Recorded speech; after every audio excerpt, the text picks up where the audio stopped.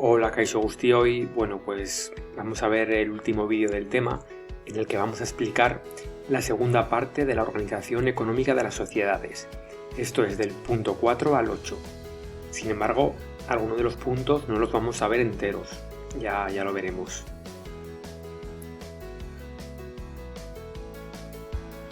Bien, pues como ya hemos visto, como ya sabemos, las personas necesitamos satisfacer nuestras necesidades, ¿cierto? Y eso lo hacemos a través de las actividades económicas. Bueno, vamos a ver los diferentes sistemas económicos que dan respuesta a estas necesidades de distinto modo y son sistemas económicos muy diferentes que vamos a ver. Y bueno, en la actualidad tenemos que tener en cuenta que los recursos del planeta son finitos y hay que contar con ello. Pues bien, como veis aquí, ya hemos visto las actividades económicas, los factores de producción, los sectores económicos y ahora vamos a ver los diferentes sistemas económicos, la Unión Europea, qué es una crisis económica y el mercado laboral. Los sistemas económicos. Bueno, pues todas las sociedades del mundo se han de organizar de una forma o de otra económicamente, pues para dar respuestas a qué producir, a cómo hacerlo, para quién hacerlo. En definitiva, un sistema económico es la forma en la que se producen los bienes y los servicios de una sociedad. Y encontramos diferentes sistemas económicos. El primer sistema es el sistema económico más arcaico, es el sistema de subsistencia.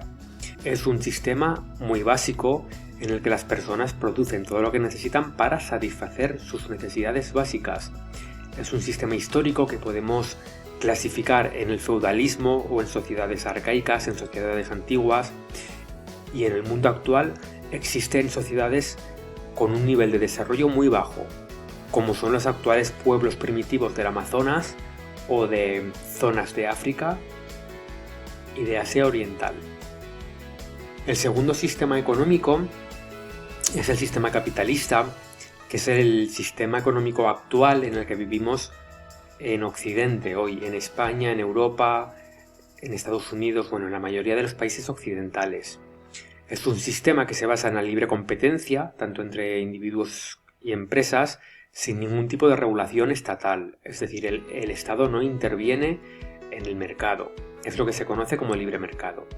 Es un sistema que se basa en la ley de la oferta y de la demanda, y cuyos medios de producción, es decir, las empresas, la maquinaria, las tierras, todo es de propiedad privada. Este tipo de organización económica comenzó con la revolución industrial de finales del siglo XVIII y comienzos del siglo XIX, y realmente nunca se ha llegado a implantar como tal, es decir, el Estado siempre ha tenido algún tipo de intervención en la economía. Una economía puramente capitalista sería una en la que el mercado no interviniese para nada. Un ejemplo lo podemos tener en Estados Unidos y ni aún así tampoco es. El Estado siempre interviene en algún aspecto de la economía. Si bien en Estados Unidos, por ejemplo, no existe la sanidad pública, que es una sanidad bajo control del Estado, que es la sanidad pública que tenemos en Europa. Otro sistema económico es el sistema de economía planificada o socialismo. En este caso es el Estado el que controla todos los aspectos de la economía y el que planifica qué tenemos que producir, cómo producir, es el Estado el que fija los precios. Bueno, el socialismo, más conocido como comunismo, fue un sistema muy extendido en la segunda mitad del siglo XX en Europa. Y bueno, hoy en día pues perdura en pocos estados como Cuba, Corea del Norte, China, y ni aún así es un sistema socialista puro. Es decir, existe la empresa privada en estos estados que he nombrado. Y además de estos modelos económicos, existen también las economías alternativas.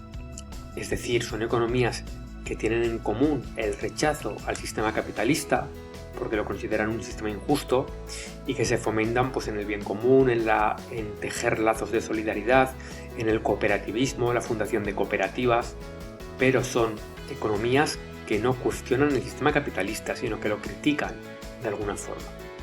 Además, existe la economía mixta, que incluye elementos tanto del capitalismo como del socialismo.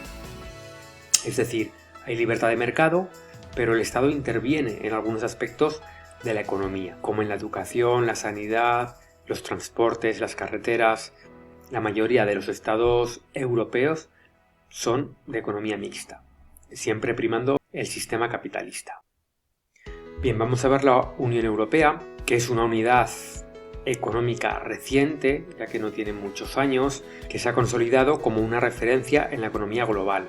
En esta unión de estados, el sector primario, que ya sabemos lo que es, está en retroceso, el secundario se mantiene y predomina sobre todo el sector terciario, es decir, es una economía terciarizada. Bien, pues la Unión Europea es uno de los principales agentes económicos del planeta y fijaros que el 18,6% de la producción del planeta se genera en la Unión Europea y se genera también el 30% del Producto Interior Bruto del total en el mundo. El euro es una divisa internacional clave, es nuestra moneda, la que utilizamos también aquí en España, y países europeos como Alemania o Francia están entre las economías más fuertes del mundo. Fijaros, las principales economías ahora mismo, en el 2021, son Estados Unidos, China, Japón, y aquí ya entran algunos países de la Unión Europea como Alemania o Francia. Reino Unido ya no está en la Unión Europea. Y aquí tenemos un gráfico del Producto Interior Bruto de los países de la Unión Europea. Obviamente Alemania es el líder económico de la Unión Europea, seguido por Francia, Italia, y España se encuentra en el cuarto lugar. El sector primario en la Unión Europea, bueno, es un sector muy pequeñito, solamente un 2% del PIB y ocupa a menos del 5% de la población activa de Europa. Está siempre en un continuo proceso de transformación y de adaptación y se produce principalmente en agricultura, pues cereales, patatas, remolachas, tomates, uva y vino en los países mediterráneos, naranjas también, en la ganadería, sobre todo ganadería porcina y leche, y en pesca cobran importancia las zonas pesqueras del Atlántico nororiental y la acuicultura. ¿Creéis que es beneficioso que Europa no sea soberana alimenticiamente, que tenga que depender agrícolamente de otras zonas del mundo? Sin embargo, el sector secundario en la Unión Europea, bueno, pues ya implica un 25% de la población activa y genera un 35% del PIB de la Unión Europea. Los sectores industriales más importantes son el metalúrgico y la fabricación de maquinaria, así como la industria alimentaria, la química y la automovilística, de lo cual tenemos aquí en Pamplona un ejemplo importante como es la Volkswagen. La Unión Europea exporta principalmente a Estados Unidos, a Suiza y a Rusia, exporta maquinaria, productos químicos, y por otro lado importa desde China, es el país del que más productos importa, de Estados Unidos, de Rusia.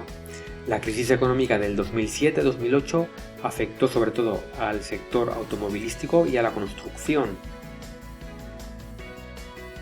Seguro que algunos familiares vuestros trabajaban en la construcción y a partir del 2007 dejaron de trabajar en la construcción. Fue un sector que se vio muy afectado por la crisis del 2007. Fijaros, el sector terciario ocupa el 70% del PIB y el 70% de la población activa en Europa. Es decir, Europa ahora mismo es un continente terciarizado. La Unión Europea es el principal exportador de mercancías y de servicios del mundo. Una quinta parte de las importaciones y de las exportaciones mundiales se hacen en la Unión Europea. Los transportes representan el 10% del PIB, implican a 10 millones de personas europeas trabajando y el turismo supone el 9% del PIB mundial, el turismo de Europa. 1 de cada 12 puestos de trabajo en Europa están relacionados con el turismo. Mirad, aquí tenemos los países que actualmente utilizamos el euro. Los países que utilizamos el euro desde el 2002, pues mirad, somos España, Portugal, Irlanda, Francia, Bélgica, Holanda, Alemania, Italia, Grecia, no sé, me dejo alguno, y Finlandia, ¿de acuerdo? Y el resto de países de la Unión Europea están dentro de la Unión, pero no utilizan el euro. ya sea porque sus economías son economías débiles, como Rumanía, Hungría o Polonia, o porque sus economías eran más fuertes, como la de Gran Bretaña, que ya no está en la Unión Europea y es uno de los motivos por los cuales ha salido de la Unión, porque su economía, su moneda tenía más valor y era una economía fuerte. Y bien, ¿qué es una crisis económica? Pues una crisis son cambios económicos que afectan al conjunto de la economía de una sociedad. Según la intensidad de la crisis, pues bueno, podemos hablar de desaceleración, de recesión o de depresión. Mirar, las causas son la inestabilidad cíclica del sistema capitalista, la libre competencia entre las empresas sin que haya una regulación, una intervención por parte del Estado, la especulación, es decir, esta libre competencia genera especulación y la búsqueda de la máxima ganancia, es decir, comprar bienes o servicios a bajo coste y venderlos muchísimo más caros. Esto puede provocar una repentina caída de precios y de salarios. Es lo que ocurrió en el 2008, en la última crisis, en la última gran crisis. Se especuló con el suelo, con los pisos, se intentó venderlos mucho más de lo que costaban y eso generó una rotura de la burbuja inmobiliaria. Una crisis tiene fases de expansión y de recesión. Fijaros, es un típico ciclo económico capitalista donde hay momentos de expansión, de auge económico, de recesión, de depresión y volvemos otra vez a la recuperación y a la expansión. Ahora mismo nos encontramos en un momento de recesión económica. Y las consecuencias de la crisis pues siempre son terribles, sobre todo para las clases trabajadoras, que son quienes verdaderamente sufren las consecuencias de la crisis. Estas crisis generan una falta de capacidad de consumo en la gente, por lo tanto se produce una reducción de la producción, una falta de empleo, ya que al no haber consumo no es necesario tanto empleo, se llega al paro. Claro, si un porcentaje alto de la población está en el paro, no puede consumir, y esto es un círculo vicioso que se retroalimenta. Si la gente está en el paro, no puede hacer frente a los préstamos, a los alquileres, a las hipotecas, y en todo este círculo vicioso que sufre la mayoría de la población, una minoría obtiene grandes beneficios de las crisis, que es la alta burguesía empresarial que se beneficia de la especulación, compra a precios muy bajos para vender a precios muy altos en un momento de solución de la crisis, es decir, en un momento de expansión que llegará con los años. ¿Se puede evitar una crisis económica? Pues bueno, en el actual sistema económico no es posible evitar fluctuaciones cíclicas de la economía, ya que es el modo de funcionamiento del sistema capitalista. Son los estados quienes tienen esa capacidad de reducir el impacto económico de las crisis a través de la intervención en la economía. Es decir, que existe un libre mercado, pero cuando se trata de aminorar el impacto de la crisis, hay que echar mano de la intervención del Estado. Esto es lo que se conoce popularmente como capitalización o privatización de las ganancias y en momentos de crisis, socialización de las pérdidas. Es decir, en momentos de expansión son las grandes empresas quienes acumulan capital, quienes ganan, y en momentos de crisis quieren socializar esas pérdidas, es decir, que sea el Estado quien se hace cargo de sus pérdidas. Bien, tenemos ejemplos muy recientes de esto, por ejemplo la crisis del 2008, la crisis del coronavirus, la crisis provocada por el volcán, donde en los tres ejemplos, si no hubiese sido por la intervención del Estado en la economía, a través de ayudas, de financiación, de regulación del mercado laboral, las crisis hubieran sido muchísimo mayores. Y por último, bueno, pues el mercado laboral. Vamos a ver un poco quién compone el mercado laboral. Mirar, la población activa y el mercado de trabajo. Como ya hicisteis en vuestra investigación para elaborar el primer gráfico del periódico, el mercado laboral está compuesto por la población activa y la inactiva. La población activa son los mayores de 16 años que pueden ser ocupados o parados. Estar parado no significa ser inactivo. ¿De acuerdo? Los ocupados pueden ser o asalariados, que trabajan en el sector público, como por ejemplo un profesor o un médico, o en el sector privado, cualquier otro trabajador, por ejemplo un trabajador de la Volkswagen. También puede ser un ocupado por cuenta propia, es decir, pues un pequeño empresario que tenga empleados a su cargo, o un autónomo, por ejemplo un fontanero, un electricista que sea autónomo, o cooperativistas, o trabajos en economía familiar, por ejemplo alguien que tenga una tienda.